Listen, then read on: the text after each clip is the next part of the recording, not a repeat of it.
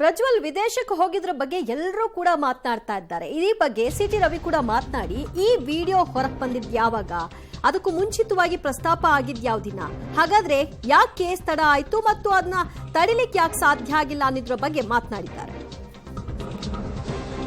ಬೆಳಗಾವಿಯಲ್ಲಿ ಬಿಜೆಪಿ ಮುಖಂಡ ಸಿಟಿ ರವಿ ಪ್ರತಿಕ್ರಿಯೆ ಕೊಟ್ಟರು. ಪೆನ್ ಡ್ರೈವ್ ಪ್ರಕರಣಕ್ಕೆ ಸಂಬಂಧಪಟ್ಟ ಹಾಗೆ ಎಸ್ಐಟಿ ತನಿಖೆಯಲ್ಲಿ ಎಲ್ಲಾ ಸತ್ಯ ಗೊತ್ತಾಗುತ್ತೆ ಅಂತ ಹೇಳಿದ್ದಾರೆ.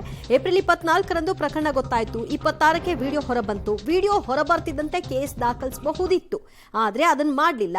ಈ ಬೆನ್ನಲ್ಲೇ ವಿದೇಶಕ್ಕೆ ಪ್ರಜ್ವಲ್ ಹಾರಿ ಹೋದ್ರು. ಅದನ್ನ ತಡೆಯುವಂತಹ ಶಕ್ತಿ ಇತ್ತು, ಅದನ್ನು ಕೂಡ ಮಾಡಿಲ್ಲ ಅಂದಿದ್ದಾರೆ ಸಿಟಿ ರವಿ.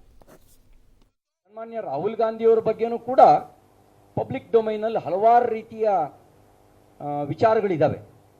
ಅದನ್ನೆಲ್ಲ ಸತ್ಯ ಅಂತ ನಂಬೋನೇನು ನಾವು? ಅದನ್ನೆಲ್ಲ ಸತ್ಯ ಅಂತ ನಂಬೋಣ ಅಲ್ಲ. ನಾನು ಜಸ್ಟಿಫೈ ಮಾಡ್ತಿಲ್ಲ.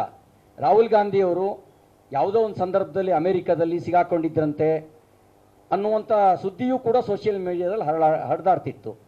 ಆಗಾಗ ಅವರು ಹಾಲಿಡೇ ಟ್ರಿಪ್ಪಿಗೆ ಹೋಗ್ತಾರೆ, ಹೋಗಬೇಕಾದ್ರೆ ಒಂದೊಂದು ಟ್ರಿಪ್ಪಿಗೆ ಒಬ್ಬೊಬ್ಬರು ಜೊತೆಗಿರ್ತಾರೆ ಅನ್ನೋದು ಕೂಡ ಸುದ್ದಿ ಇದೆ.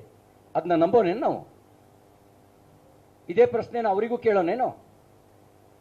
ಇವ್ರದ್ದು ಟೆರಿಟರಿ ಕರ್ನಾಟಕ ಮಾತ್ರ, ನಿಮ್ಮ ಟೆರಿಟರಿ ವರ್ಲ್ಡ್ ವೈಡ್ ನಿಮ್ಮ